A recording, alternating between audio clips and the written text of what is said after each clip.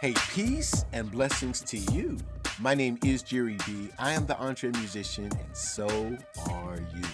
Welcome to the fourth installment of our series, Milestones and Steps Ahead.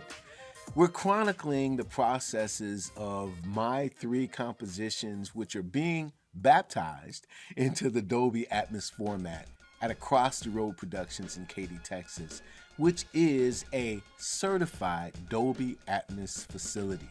Now, my good friends Danny Jones, fantastic engineer, and Dave Ehninger, they are the facilitators, and we're just bonding. I'm learning a lot about this process of Dolby Atmos and their techniques. And I put together this series because I wanted to share everything that I'm learning with you. And I want you to know that you can refer to this series if you're going to remix or remaster or maybe even build from scratch one of your songs. You can have this series as a template so that you can reference it. You know, what better way to do this than my becoming a guinea pig, as it were, with my own work, right? As I said in our first episode, I've seen many videos, maybe you've seen them too, which have certain engineers poo-pooing the entire Atmos situation. There are even a few who are swearing that this technology is a fad and it won't sustain itself, you know?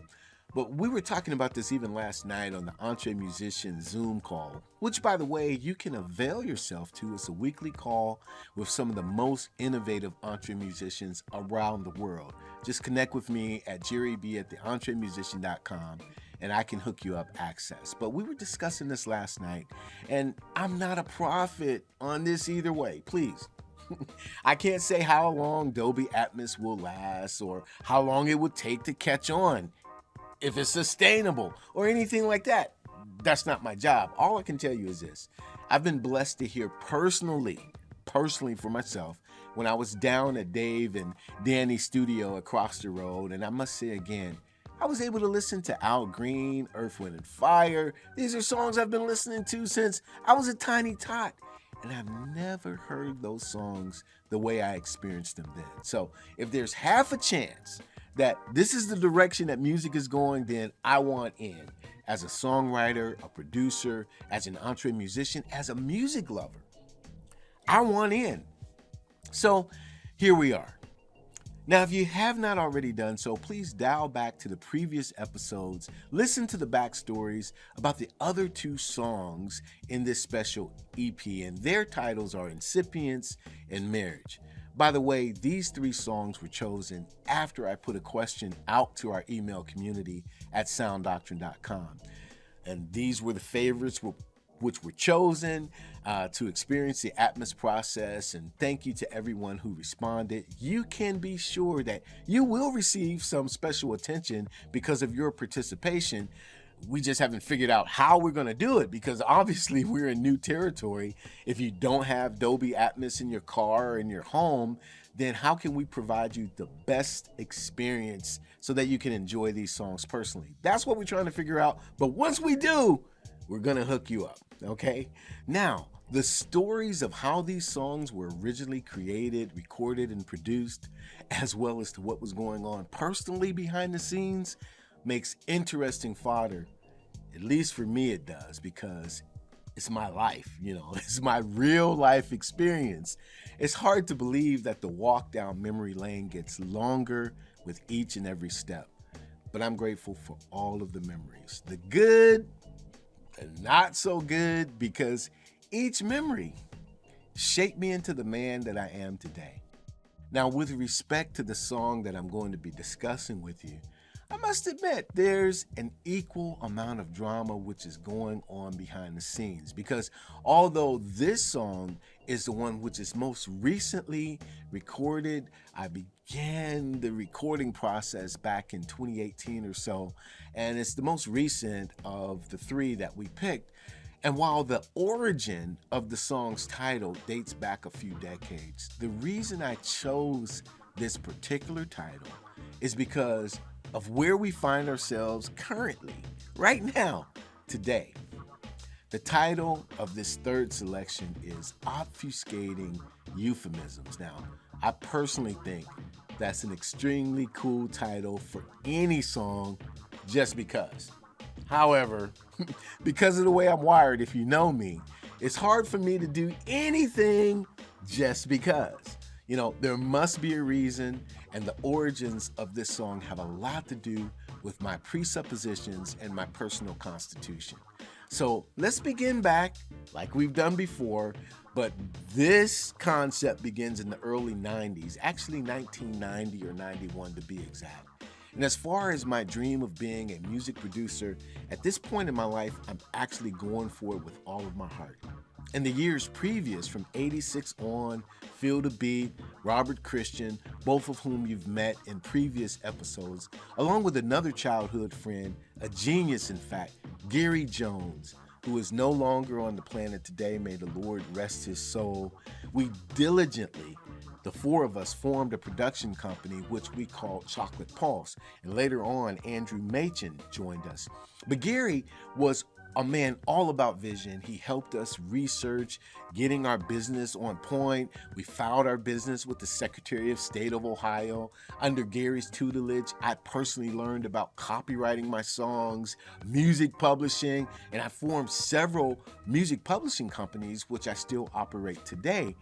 I learned about music distribution. Of course, this was in the days of vinyl records and the earliest infancy of CDs, but Gary Jones was all about business. And I would have been a better student of his, even though he was younger than me. I would have been a better student if it were not for my use of drugs, as I have explained about in my episode on marriage. Actually, it was Robert Christian and myself, Bob and I. You know, we were getting so wild. In fact, I believe God himself had to separate us so we could get on with our purpose here on this planet. So Bub is way out in Texas right now himself. But Gary, he didn't do any of that. He didn't drink. He didn't do drugs. He was indeed the quintessential entre musician. And I would like to think that he would be extremely proud of what we've been able to accomplish since his passing because of the high standards and examples he set. Now, there was a famous music store in the Youngstown area called New York Music, ran by the Rendano family. Now, this was before Guitar Center and Sweetwater, whose prices, no doubt, were the reason for New York Music's eventual extinction. Most of the musicians my age, especially around this area, would remember Vicky Rendano yelling and screaming at everyone, customers, distributors, employees. It didn't matter. She ran a tight store. And New York Music had a rent-to-own section. And this is the way we scored most of our gear for the various homes that we were calling recording studios. And one of those home studios was on Fairgreen Avenue, my aunt's house. I talked about that in our last episode where I was sitting on the stoop inebriated. Go back to that, and you'll hear the full story. Now, mind you, signing this rent-to-own agreement meant you were buying that particular piece of equipment twice because of the interest rate.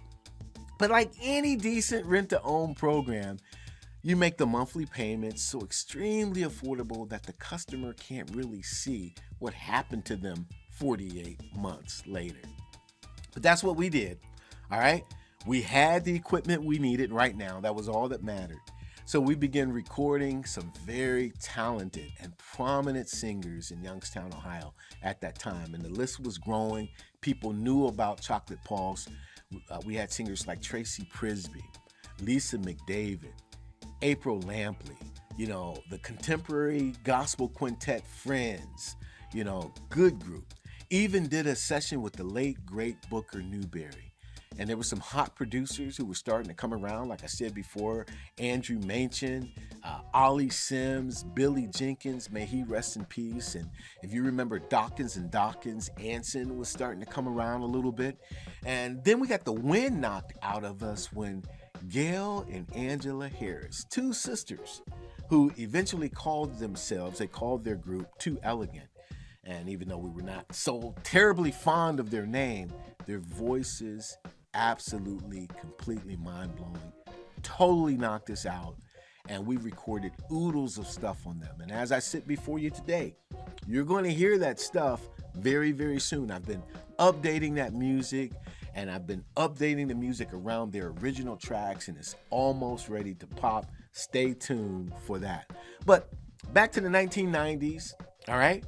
Another mainstay at the studio, especially when we moved into Phil's basement and set up shop there on Winona Drive, was my uncle Ed Howell, my mom's younger brother. He had relocated back to Youngstown from South Carolina and had brought a wealth of new knowledge from his own experiences, as well as a ton of books that he was just always peddling books so that we could read it and read them books. And he was studying a particular sect of Islam at the time and was turning us all on to all of this different thought processes. One impactful book that I kept close to me is The Unseen Hand by A. Ralph Epperson. No matter where you stand on the conspiratorial view of history, this specific book is packed with some very interesting and challenging information. I suggest you read it. Another fascinating book, although somewhat of an agitative read in my opinion, was The ISIS Papers by Dr. Francis Cress Welsing. This was a collection of essays in which the keys to colors and how they are used in societal settings are utilized to explain racism. Now, there are a few things that I remember about the content of this difficult book, but I do remember the phrase obfuscating euphemism and how she used this phrase to describe the various power structures, political and otherwise, how they employ obfuscation to gaslight the citizenry. Their masterful adoption of euphemisms with a smile on their face soften the blows of the mind violation they are force-feeding you. Okay? Now let those who understand what I just said take heed. And if you don't understand, please rewind that portion until you do. Obviously, one would need to know and understand what the words obfuscation and euphemism means. And because I assume you already do, I won't define them here. Yet, what I will define is how, through those two words, I begin to look at life completely differently.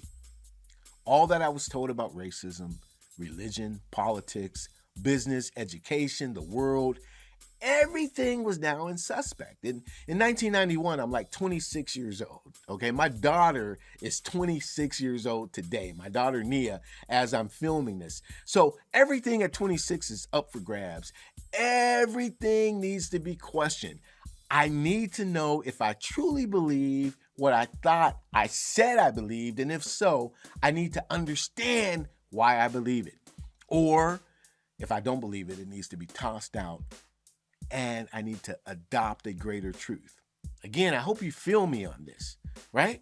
Obviously, these thoughts begin to leak into my songwriting. It wasn't enough to just write a funk tune and just vibe on it. That's what I used to do. But no. Even if I do that, if it's funky and if it's a jam, it still has to mean something.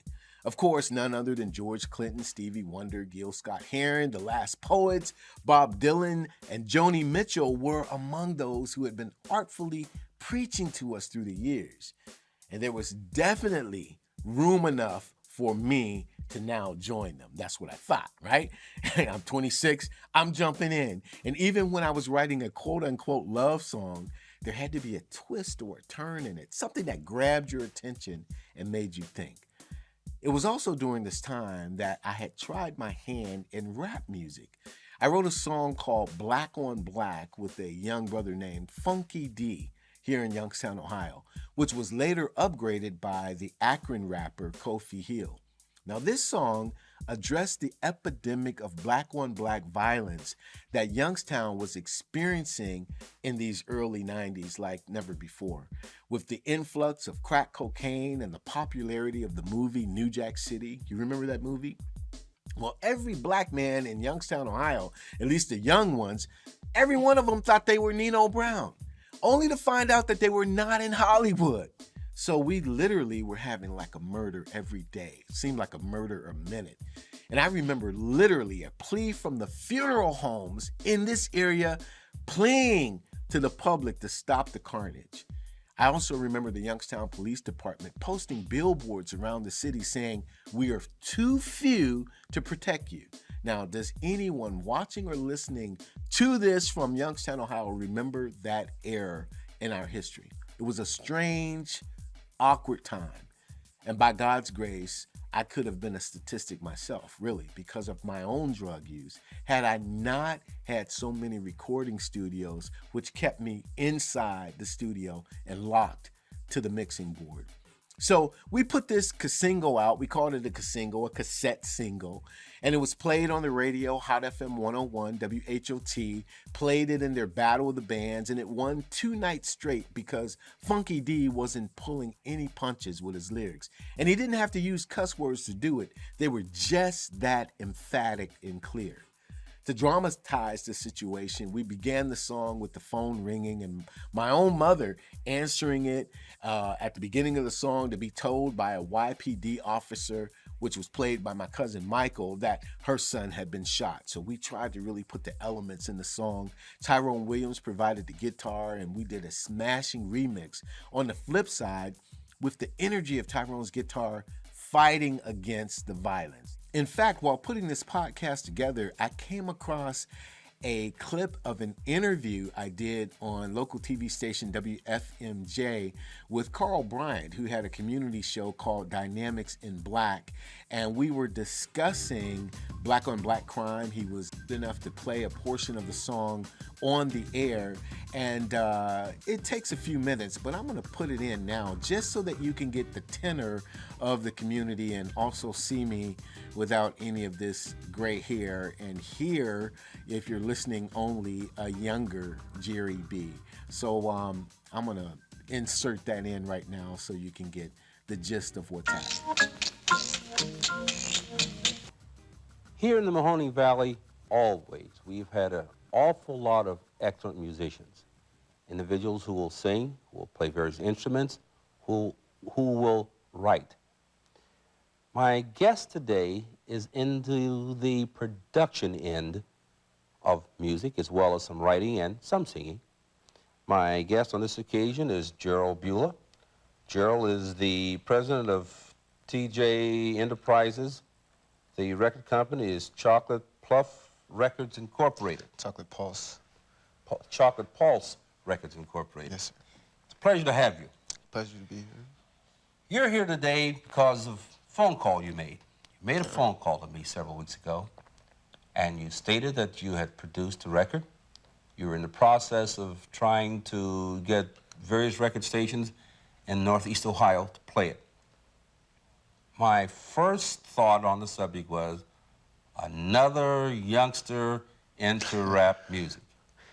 Yeah. I'll state that rap music, for the most part, is not to my liking. Simply don't understand all the words being spoken. Right. You came down to the station. You brought with you this specific cassette. Mm-hmm. On this specific cassette was one song. Right.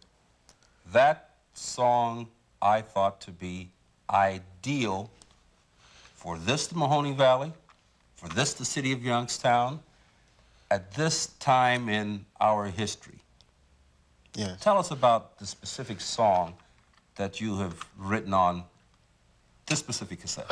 Okay, well, the song was not entirely written by me. It was written by Robert Christian Jr. and a rapper who goes by the name of Funky D. And it's called Black on Black, and it addresses black on black crime as it affects not only Youngstown, but the United States. We're seeing a lot of black on black crime, which we feel as musicians that we could say something about this, which would be beneficial to those coming behind us, because we really believe that for whatever reasons, drugs, what have you, one black person killing another black person over such trivial things, you know, should be abandoned and stopped. I mean, we should be loving each other. We should be trying to rebuild our communities and not tearing them down. And the song addresses that, you know. The first time you and I talked, you stated after our conversation, you were on your way to Cleveland to get a couple of stations there to play your music. Yes. Were you successful? Somewhat successful. I got to talk to Bobby Rush from WZAK, who they played the song Lady Skill from WCSB on Cleveland State Broadcasting. They were interested in the song. I also picked up a couple of stores while I was down there. Here in Youngstown, WHOT was very supportive of us. I talked to Dick Thompson. We won the Battle of the Jams during the week of Labor Day. We won twice, beating out Belle Biv DeVoe people. So, you know, it was pretty good, pretty good. The response has been very positive. There's a lot of people that's into the song now. As you were saying about rap music, I would notice that people would come up. I say, well, I have this tape for sale. You know, we're doing this, and we're getting ready to go into the public school systems to talk about black-on-black crime, drug awareness. And the first thing someone would say, well, I don't like rap, you know. I can't get into rap. And I think that this particular song, if you're not into rap music, that this song is the best thing that you can have in your collection, because it's not typical of anything that you've ever heard. It's not hip-hop, it's not negative, it's not using profanity. It's very positive, very wholesome, and I think that it's the ideal song for you to have, you know? It's difficult to play music on television because now do we have to be concerned with the sound, we have to be concerned with what we're going to show at the same time.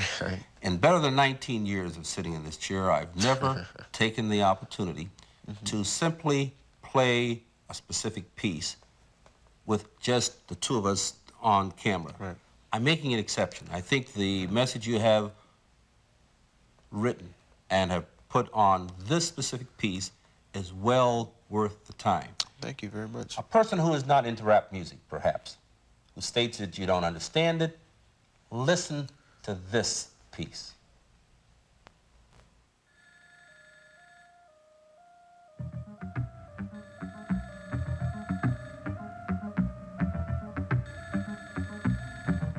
Hello? Hello, Mr. Johnson. Yes? Sergeant Kelly, Youngstown Police Department. There's been some gang violence, some shootings today. But we found your son's ID laying on the street. Would you mind coming downtown? My son? Yes, ma'am. We'll be sending one of our cars for you shortly, ma'am. Okay. All right, thank you. Why every time when I see the news, it seems like the blacks are singing the blues? Whatever happened to the soul we was given? Is this the way black folks supposed to be living? Killing one another mainly every day.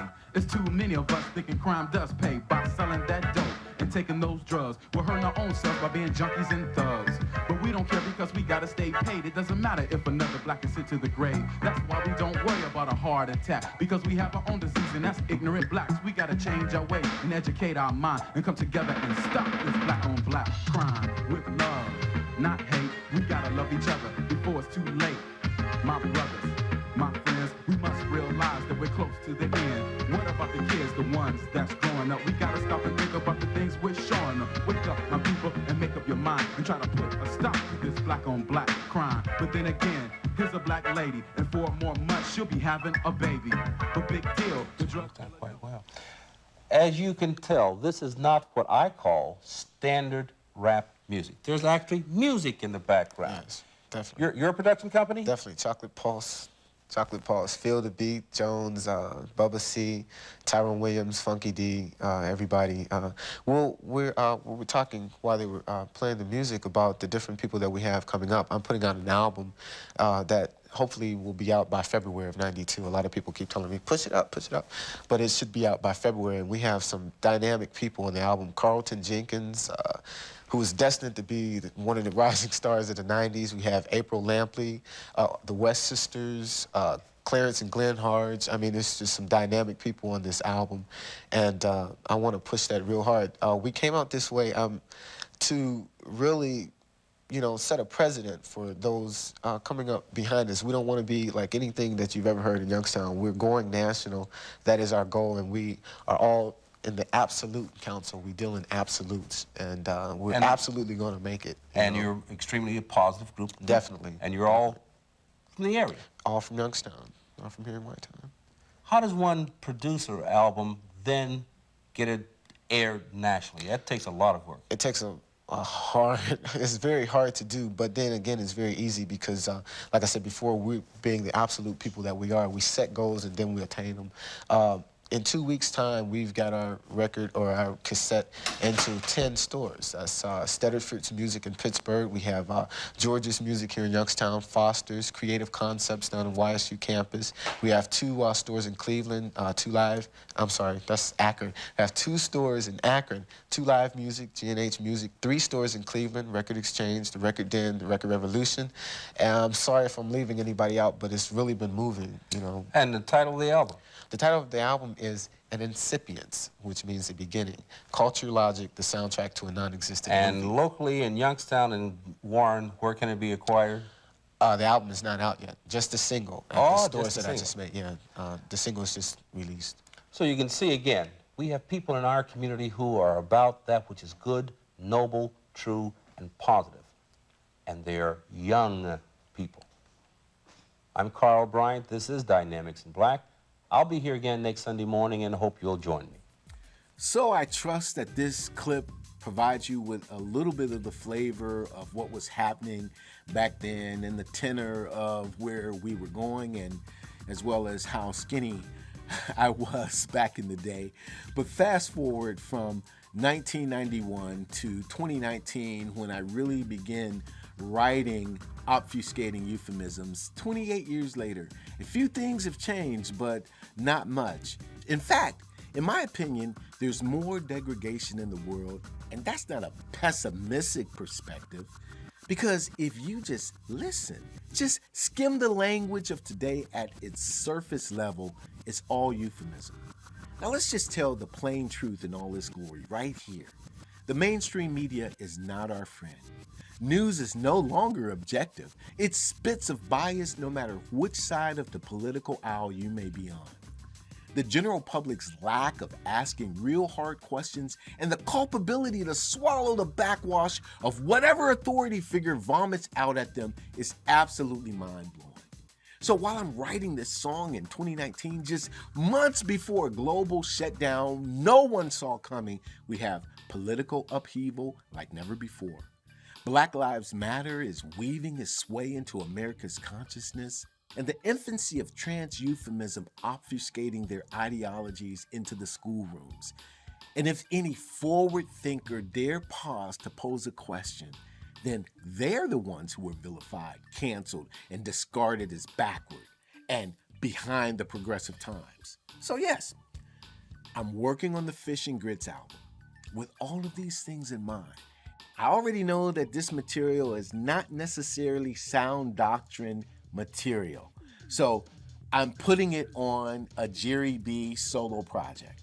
And in fact, as I'm working on this, because I love them, I won't mention any names at all, but several of my automatic go-tos, musicians and singers, either some of them will not sing on this album because they disagree with my lyrics, or they agreed to do so under the sole condition that their names do not appear in the liner notes.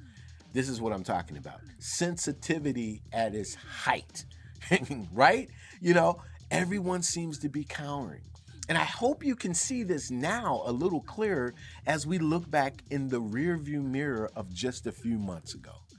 The pressure was on because the proverbial they were getting ready to lock down the entire world.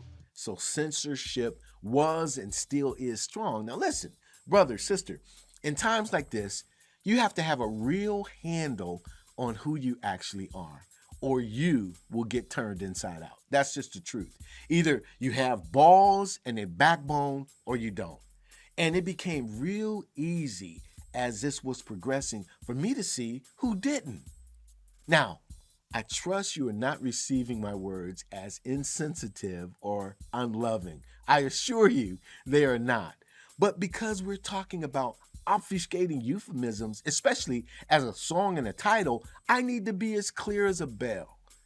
Our world needs to wake up fast, because even as I record this, the plot for the next pandemic is approaching. We must ask ourselves what we really believe. Everything, my friend, is on the line. I'm going to ask you, do you really believe everything you see on TV? Do you read? Do you read everything and believe it? Do you believe the sources? Can the sources be trusted? What really happened on that fateful day in January? How do you feel about the border now? Why are drag queens in kindergarten? Who are we as a society? What is actually happening? Who is causing it and why? Better yet, here's a better question. What are you doing personally? Do you have a plan? Are you able to make sense of things? And can you see your way out of it clearly if you needed to? It's almost like the Matrix. Do you have a plan? Will you use it if you need it? By the way, all of these questions are the undercurrent of this song, Obfuscating Euphemisms. And this is one of the main reasons I decided it should be an instrumental. See, I'm not a rapper, I'm not a singer, right? And with the exception of the narratives that I drop in there, especially in the middle of the tune, I don't believe I could have appropriately conveyed my emotions effectively if I had to write standard verse, chorus, verse, bridge. I came close to it in another single from that album, the song was entitled Fake News, but I was being satirical, somewhat. Now, the structure of this song, Obfuscating Euphemisms, aside from the very funky clavinet, which was masterfully performed by Jeremy Lucas, it was important for me to handle all of the instrumentation. I usually play most of the instrumentation in my songs, and I call the heavy hitters in for the solos, but I wasn't making or keeping many friends during this season because of my incessant questions and my need for debate. It was a strange time for our family and relatives as well. Only Lori and I remained locked at the hip. But I said, I'm going to do everything on this song. The DAW I used was Reason 11 Suite, and if it wasn't for Studio One being such a force of nature, I would have continued to use Reason. It was my dog then, and I still have a sentimental place for it in my heart, but I'm a Studio One lover now. Anyway, in Reason, the drum is the only loop, which I kept popping by dropping in some fresh fragments of playola of my own. The acoustic bass, however, is not a loop. It's a mix of Reason combinations, and I turned the tempo way down as far as it went to drop that bass part, gingerly pitch bending the wheel and trying to emulate Dave Holland and or Charlie Hayden, and sometimes both. I did the same thing with the mute trumpet synth, and I was thinking of the late Roy Hargrove, right? On guitar, I was thinking Dean Brown, and I'm always pretending to be George Duke on the keyboard solo, always. Although I know I'm a far cry from any one of these amazing musicians I've just mentioned. The basic chords of the song were inspired by Herbie Hancock's Future Shock album. You remember that album? Now, Herbie is always probing, and the sounds on that entire project keep me curious every time I hear it. So I thought, with the own questions that were churning in my spirit, I needed that type of curiosity in my sound. And so I'm going to play the song for you now if you've not heard it, and I would love your feedback. I'd love you to tell me what you think about the instrumentation as well as the narratives, okay? So here you go. Inclusive, progressive, woke, gender dysphoria, systemic racism, xenophobia, obfuscating euphemisms.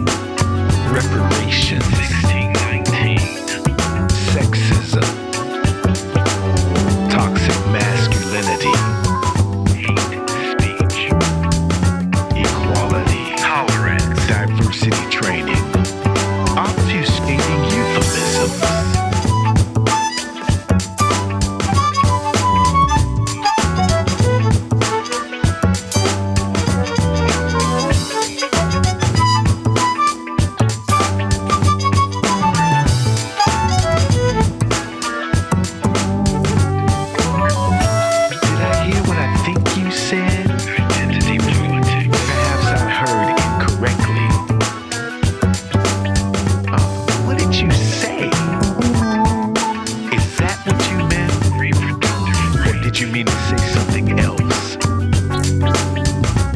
Why did you say it that way? Speaking my truth, what did you really mean? Why don't you say what you mean then?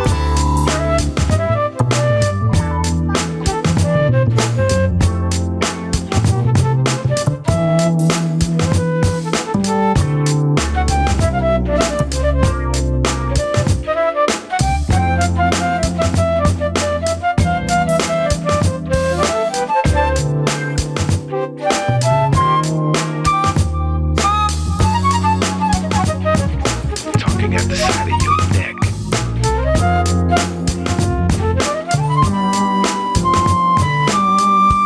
Obfuscating euphemisms.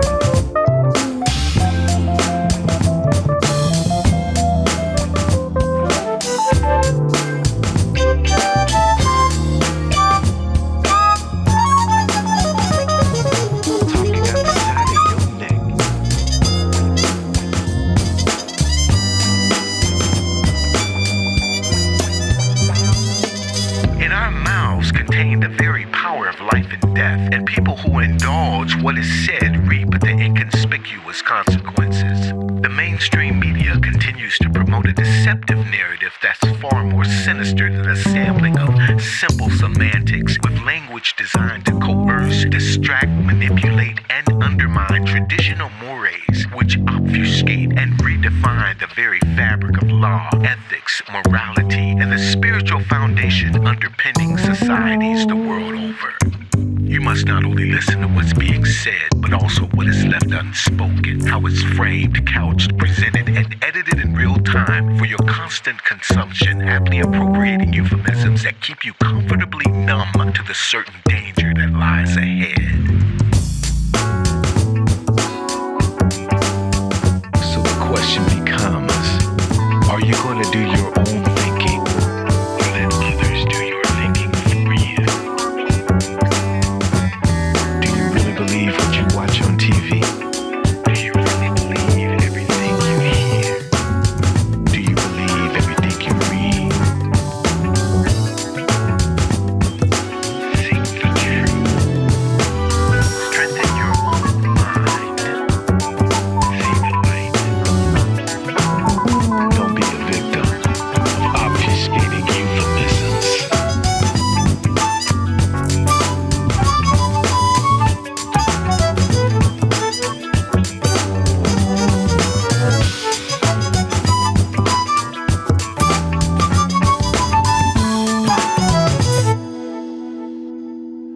Obfuscating Euphemisms, and I cannot wait to experience this one in Dolby Atmos. I can only imagine what Danny is going to do with it, where he's going to place the various spoken portions and handle the instrumentation. And the next episode of this series, we're going to go behind the scenes. You'll get a tour of my corner of the world, so to speak.